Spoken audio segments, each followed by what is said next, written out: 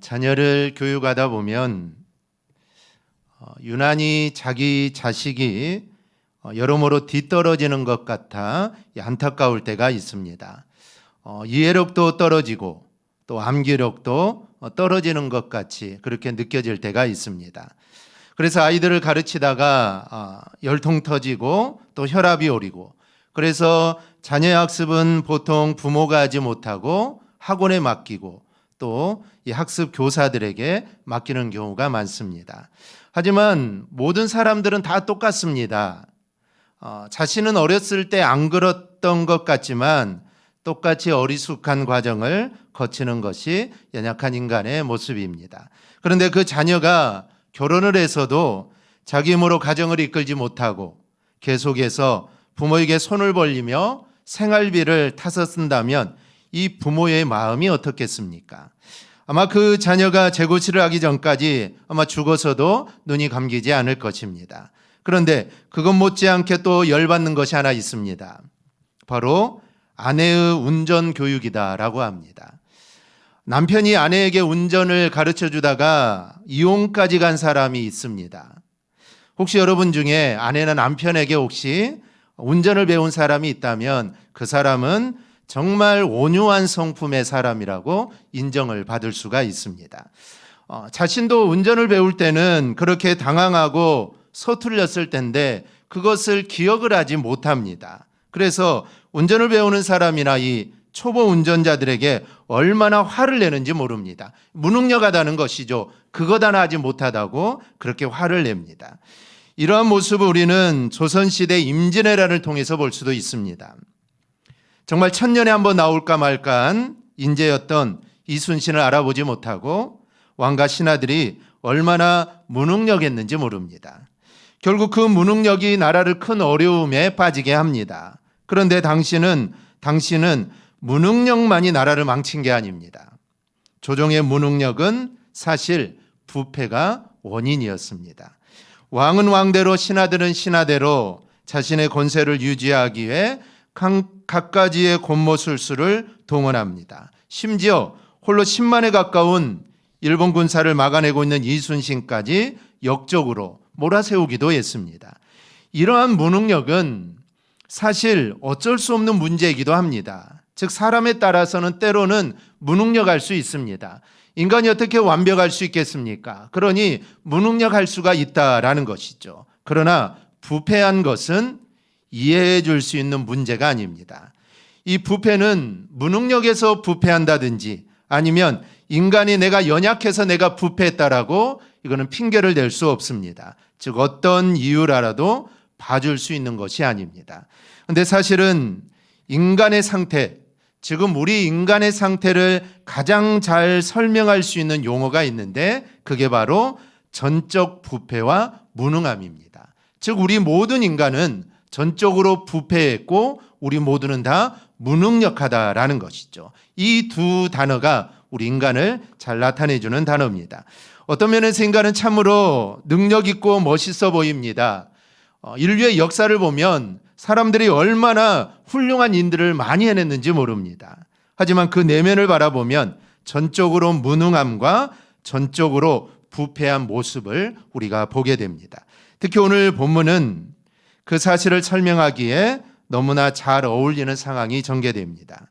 하지만 본문에서 전개되는 이 무능함과 또 전적으로 부패한 그 모습이 다른 사람이 아니라 바로 저와 여러분이라는 이 사실을 우리가 잊지 않기를 바랍니다. 그래서 오늘 말씀을 통해 인간이 얼마나 무능하고 인간이 얼마나 부패하고 타락했는가를 우리가 살펴볼 건데 그게 바로 나의 모습이다라고 생각하고 우리가 말씀을 함께 들을 수 있기를 바랍니다. 먼저는 무능력한 인간 베드로의 모습입니다. 사람은 누구나 자신의 무능함을 드러내는 사람은 없습니다.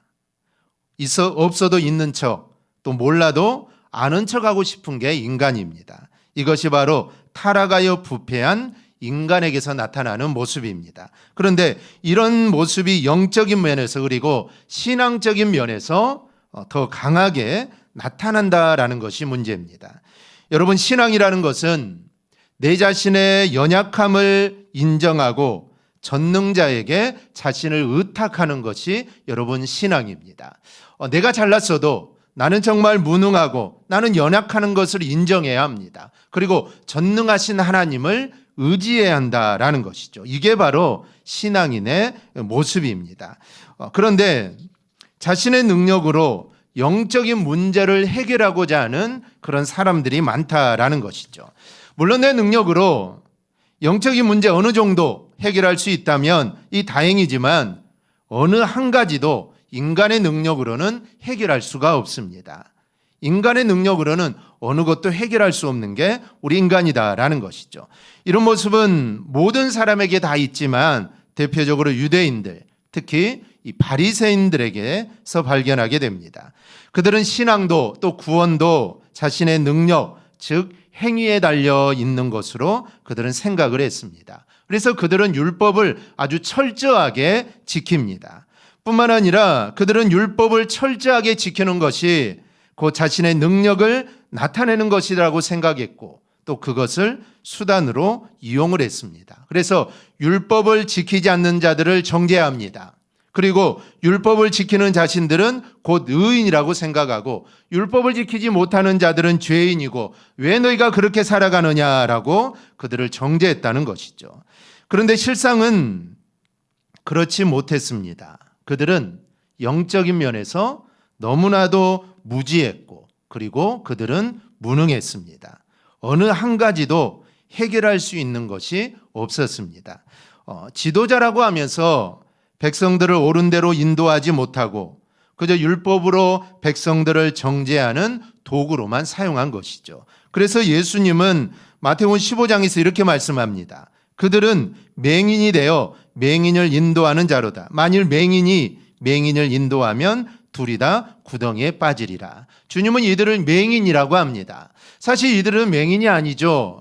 그들은 앞이 보이는 자들입니다. 그리고 하나님 말씀을 철저하게 잘 지키는 사람들입니다. 하지만 주님이 봤을 때는 이들은 맹인입니다. 그런데 맹인이 맹인을 인도한다는 것이죠. 그래서 결국 둘 다 구덩이에 빠집니다. 이들은 영적으로 맹인입니다. 왜 이들이 영적인 맹인이 되었을까요? 그것은 바로 영적인 교만 때문입니다. 헬라어로 볼 때 맹인과 교만은 비슷한 단어입니다. 맹인에 해당하는 이 티플로스는 교만하다는 뜻이 있는 티포에서 유래한 단어입니다. 이들이 영적인 맹인이 된 것은 그들이 영적으로 교만했기 때문입니다. 영적으로 교만하게 되면 결코 영적 진리를 발견할 수 없게 됩니다. 그래서 그들은 그들을 따르는 자들로 함께 멸망으로 이끌어갔다라는 것이죠. 스스로는 영적인 진리를 많이 알고 있다라고 생각했지만 사실은 모르는 거였습니다. 그러니 그를 따르는 자들도 모두 다 멸망으로 가고 있는 겁니다. 그들이 얼마나 무능했는지 그렇게도 기다리던 메시아가 왔음에도 그들은 그 메시아를 알아보지 못했습니다. 요한복음 1장은 이 사실을 이렇게 말합니다. 참빛 곧 세상에 와서 각 사람에게 비추는 빛이 있었나니 그가 세상에 계셨으며 세상은 그로 말미암아 지은 바 되었으되 세상이 그를 알지 못하였고 자기 땅에 오매 자기 백성이 영접하지 아니하였으나 그들이 기다리던 메시아가 왔으나 알아보지 못했습니다. 그리고 메시아를 영접하지 않았다는 것이죠. 이 말씀은 그들이 단순히 예수님을 알아보지 못했다라는 말씀이 아닙니다. 그들의 무능력과 무지뿐만 아니라 그들이 전적으로 부패되어 있다라는 것을 이야기하는 것입니다. 단순히 지식적인 무지, 지식적인 무능력이 아니라 전적인 부패로 말미암아 구약으로부터 예시되었던 계시된 대로 오신 그 예수님을 그들은 알아보지 못한 것입니다. 어느 날 갑자기 예수님이 뚝 떨어진 게 아닙니다. 모든 구약의 예언들을 다 이루시면서 예수님이 나타나신 것이죠. 그러면 구약을 알면 이분이 메시아라는 것을 알 수 있습니다. 그런데 그들은 구약의 성경을 그렇게 달달해오고 정말 그 율법을 정말 매일 지키면서도 율법으로 메시아로 계시된 대로 오신 예수님을 몰랐다는 것이죠. 그들은 영적으로 전적으로 부패했기 때문입니다. 오늘 우리는 이렇게 무능력한 인간의 모습을 베드로를 통해서 보게 됩니다. 예수님께서 결박당하여 대제사장의 뜰로 끌려오자 베드로는 그 뜰 한 구석에서 불을 쬐고 있었습니다. 그때 한 사람이 너도 그 제자 중에 하나가 아니냐라고 묻자 베드로는 나는 아니다라고 부인을 합니다. 한 번뿐만이 아니죠. 베드로에게 길을 베인 말고의 친척 하나가 베드로가 동산에서 예수와 함께 있었다라고 그것을 알아보자 베드로는 예수님을 또 한 번 부인합니다. 그런데 이런 모습은 사실 베드로의 모습이 아닙니다. 베드로는 마태복음에서 이렇게 말하죠. 내가 주와 함께 죽을지언정 주를 나는 절대로 부인하지 않겠다. 이게 바로 베드로의 모습입니다. 그럴 만한 믿음이 있는 자고 사실 이 고백은 진짜입니다. 이거는 사실입니다. 그가 예수님에게 잘 보이기 위해서 한 게 아니죠. 베드로는 그런 마음을 가지고 있었습니다. 정말 내가 주를 위해 죽겠다. 주님을 위해 내가 내 목숨이라도 나는 내놓겠다. 그런 마음을 베드로는 갖고 있었던 것이죠. 그런데 그는 예수님이 잡히자마자 곧바로 예수님을 부인합니다. 그것도 바로 그 자리에서 3번씩이나 부인했던 것이죠. 이제까지의 열정적인 베드로의 모습은 보이지 않습니다. 정말 무력한 베드로의 모습입니다.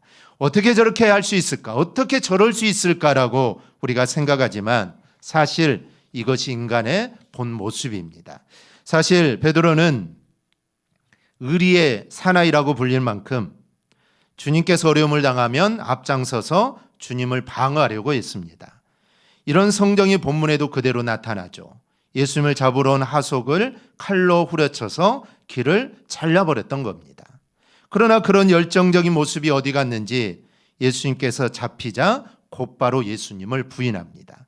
이런 베드로의 모습을 보며 우리도 이런 생각을 하게 되죠. 지금 생각 같아서는 우리가 그러지 않을 것 같지만 우리도 베드로와 같은 상황이 오게 되면 우리도 어떻게 될지 모를 일입니다.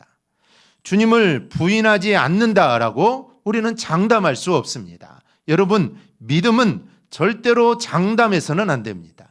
내 믿음이 대단하다.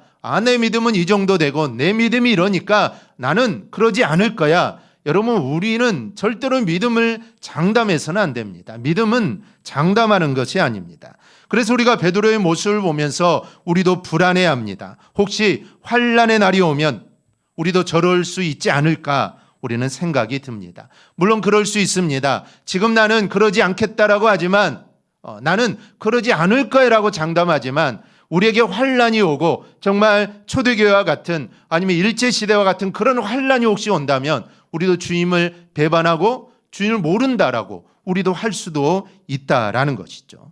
하지만 주님은 분명히 베드로에게 그러한 일이 있을 것을 아시고 주님은 피할 길을 주셨습니다. 그것이 무엇일까요? 그것이 바로 깨어 기도하라라고 하셨습니다. 그러나 베드로는 기도하지 못했죠. 지금은 예수로 인해 극심한 어려움을 당하는 시대는 아닙니다. 하지만 나에게도 언제나 주님을 욕먹이고 또 부인하게 하는 일들이 우리 주변에 있다라는 것을 우리는 알아야 합니다. 사단은 성도들로 하여금 깨어 있지 못하게 합니다. 즉 잠들어 있게 하는 것이죠. 영적으로 깨어 있지 못하게 합니다. 베드로는 주님을 따라올 것이 아닙니다. 지금 베드로가 할 일은 주님을 따라오는 게 아닙니다. 무엇을 해야 할까요? 주님이 깨어 기도하라고 했으니 지금 베드로는 깨어서 기도해야 합니다. 그런데 기도하는 것은 잊어버리고 예수님이 어떻게 될까? 그게 궁금해서 예수님을 따라간 것입니다. 이게 문제였다는 것이죠. 주님의 말씀대로 기도했다면 아마 이런 일은 일어나지 않았을 것입니다. 여러분은 어떻습니까? 베드로만이 무능한 것이 아닙니다. 기도하지 않는 것이 바로 여러분 무능입니다. 만약 베드로가 주님의 말씀대로 깨어 기도했다면 무능한 자가 되지 않았겠죠. 문제는 기도하지 않은 것이고 문제는 깨어 있지 않은 것입니다. 여러분, 기도하지 않고 봉사하려는 사람, 기도하지 않고 말로만 하려는 사람은 베드로처럼 주님을 부인하는 일이 일어날 수 있다라는 그 사실을 여러분 잊지 않아야 합니다. 그러므로 여러분 늘 깨어서 기도할 수 있기를 바랍니다. 여러분, 기도하는 자가 승리합니다. 하지만 기도하지 않는 자는 실패할 수밖에 없습니다. 그러니 우리는 기도해야 합니다. 무엇을 하든지 먼저 기도해야 하고 그리고 기도하며 모든 일을 해야 합니다. 기도가 우리를 승리케 하고 우리를 하나님의 뜻대로 살도록 우리를 인도해 줍니다. 우리 모두 기도로 살아 무능한 자가 아니라 유능한 자가 되어서 하나님의 영광을 돌리며 살아가기를 주님의 이름으로 축원합니다. 아멘. 둘째는 전적으로 부패한 인간인 안나스를 우리가 보게 됩니다. 여러분, 부패했다라는 것은 그곳에서 전혀 생명이 나올 수 없다라는 말입니다. 물론 조금 부패했다면 그것을 잘라내면 생명을 얻을 수 있습니다. 조금 썩은 감자가 다 썩지 않고 조금 썩은 감자는 썩은 부분을 도려내고 심으면 싹이 납니다.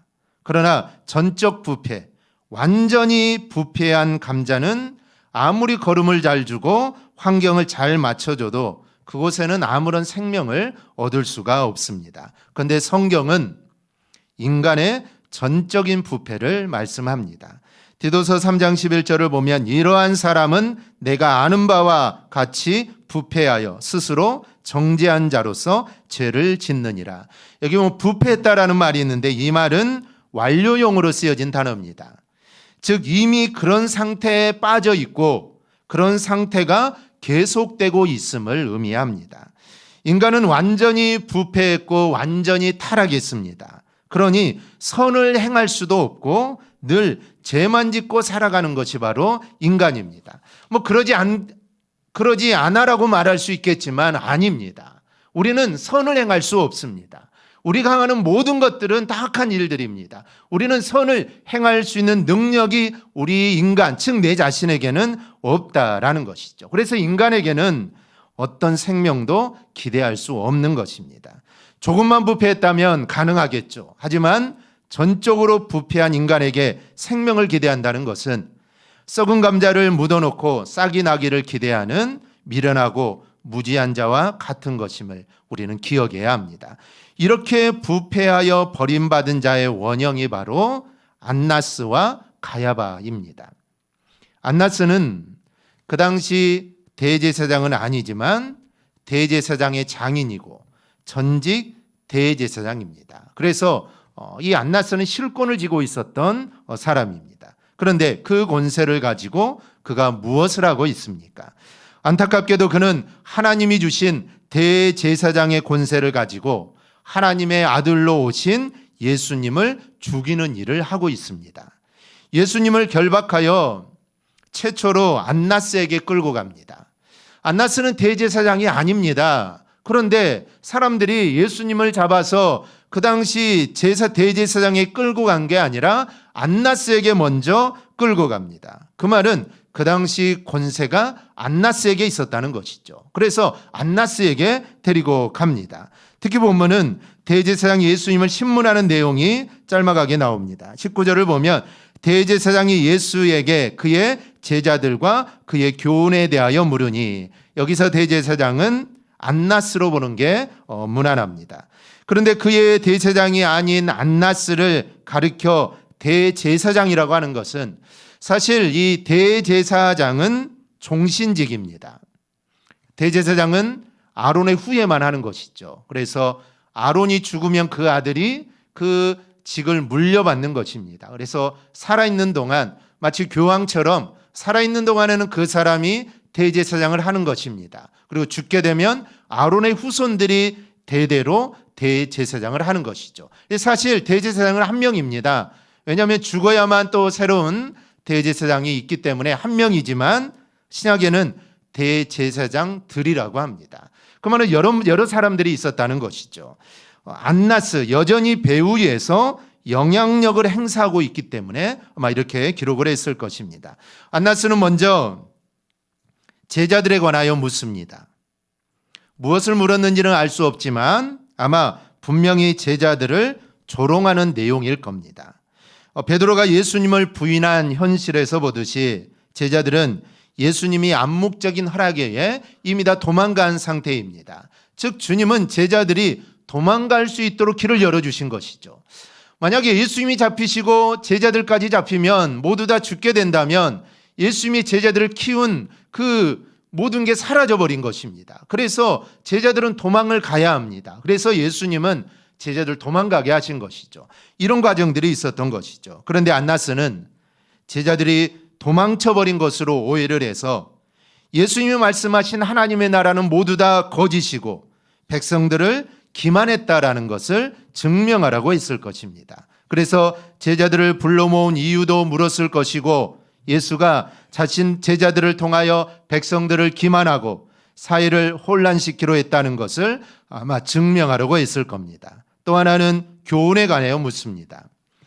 어떤 교훈을 물었는지는 모르지만 그들은 예수님의 가르침이 지향하는 것이 무엇인가를 아마 알려고 했을 것입니다. 즉 예수는 근거 없는 교훈을 퍼뜨리고 무력혁명을 일으켜서 나라를 전보하려고 했다라는 것, 바로 그것을 만들어내려는 의도의 신문을 했을 겁니다. 그리고 또 하나는 예수님이 가르치는 그 교리가 과연 무엇인가를 알려고 했을 겁니다. 그래서 예수님의 가르침이 구약의 교훈에 반하는 이교적인 사상을 찾아내서 그 예수를 정죄하고 제자들을 정죄하려고 했을 겁니다. 이 가야바도 마찬가지입니다. 가야바도 마태복음 보면은 예수께서 침묵하시거늘 대제사장이 이르되 내가 너로 살아계신 하나님께 맹세하게 하노니 내가 하나님의 아들 그리스도인지 우리에게 말하라.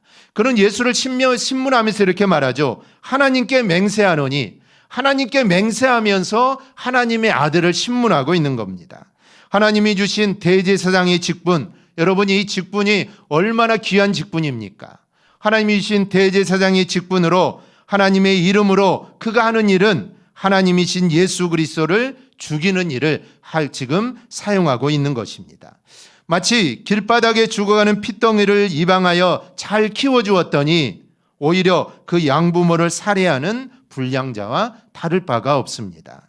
몇 해 전에 부모의 재산이 탐나서 노부모를 살해하고 집까지 불질러버린 사건이 있었습니다. 가야바 안나스의 행동은 이처럼 은혜를 악으로 갚는 부패한 인간의 모습을 보여주는 하나의 전형이라고 할 수가 있습니다.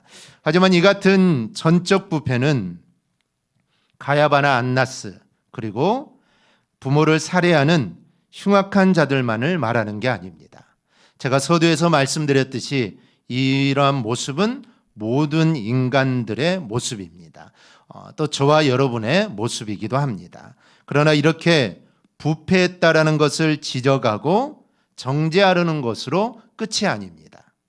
이렇게 부패했던 은혜가 정말 무능력하고 선은 행할 수 없고 우리가 선을 행한다고 하지만 우리는 선을 행할 수도 없고 전적으로 부패하고 무능력했던 우리가 예수 그리스도의 십자가의 고난으로 새 생명을 얻었다라는 것을 말씀하는 것입니다. 전혀 생명이라고는 기대할 수 없었던 부패한 우리가 예수님의 죽음으로 새로운 생명을 우리가 얻게 된 것입니다. 그런데도 구원받은 우리는 베드로처럼 육신 때문에 주님을 부인할 때가 있을 겁니다. 내 자신의 권세 때문에 가야바나 안나스처럼 예수를 욕먹일 때가 있을 것입니다. 전적으로 부패한 인간의 모습이 나타날 때가 종종 있다라는 것이죠. 우리가 죄인이었지만 하나님이 우리를 의인으로 인정해 주었습니다. 그렇다고 해서 우리가 죄인된 모습이 사라진 것은 아닙니다. 주님이 인정을 해 주시는 겁니다. 여전히 죄악의 모습들, 죄인의 모습들이 우리 안에 얼마나 많습니까? 하지만 그런 모습이 있지만 그래도 하나님은 예수의 보혈의 피로 내가 너희를 의인으로 인정해 주겠다는 것입니다. 여러분 의인이 된 것이 아닙니다. 하나님이 의인으로 그래 인정해 주겠다라는 것이죠. 여전히 우리 안에는 죄악된 모습들이 가득 차 있습니다. 내 욕심들, 내 이익들, 내 생각들이 내 안에 얼마나 많은지 모릅니다. 그런 모습들을 우리는 가지고 살아간다는 것이죠. 그래서 우리의 삶을 통해 예수님을 욕먹을 때도 있고 주님을 부인할 때도 있고 주님을 몰라라 할 때도 있다라는 것이죠. 그리고 그때마다 사단은 우리를 조롱할 것입니다. 너도 하나님의 자녀냐? 네가 구원받았다고 착각하지 말아라. 우리를 조롱합니다. 그렇게 해서 우리의 구원을 사단은 흔들려고 하는 것입니다. 그러나 우리가 주님을 의심하거나 성도답게 살지 못할 때, 그러므로 그럴 때 여러분의 구원을 절대로 의심하지 않기를 바랍니다. 그런 모습이 있다면 여러분, 연약한 모습을 주님께 내려놓고 도움을 청하며 흔들리지 않는 믿음을 달라고 여러분 기도할 수 있기를 바랍니다. 여러분, 우리의 구원은 절대로 취소되거나 여러분 반품되지 않습니다. 주님이 십자가를 통해 이루신 구원은 여러분 절대로 변하지 않습니다. 이 사실을 믿으시기를 바랍니다. 그러니 우리에게 필요한 것은 나를 구원하신 주님의 십자가를 바라보면서 항상 감사하며 항상 기쁨으로 신앙생활하는 것, 이게 바로 우리에게 필요합니다. 여러분, 나는 무능력하고 전적으로 부패했음을 여러분 인정하기를 바랍니다. 그리고 주님을 의지할 수 있기를 바랍니다. 그러면 하나님이 반드시 나에게 힘을 주셔서 나를 무능력자가 아니라 나를 능력자로 만들어 주셔서 그 안에서 우리가 바른 신앙생활을 하게 될 것입니다. 내가 어떤 존재인지 인정하고 그 안에서 하나님을 바라보고 하나님이 나와 함께 하시고 내 안에 역사해 주신다는 이 사실을 잊지 말고 살아가는 우리 모두가 되기를 주님의 이름으로 축원합니다. 아멘. 기도하겠습니다.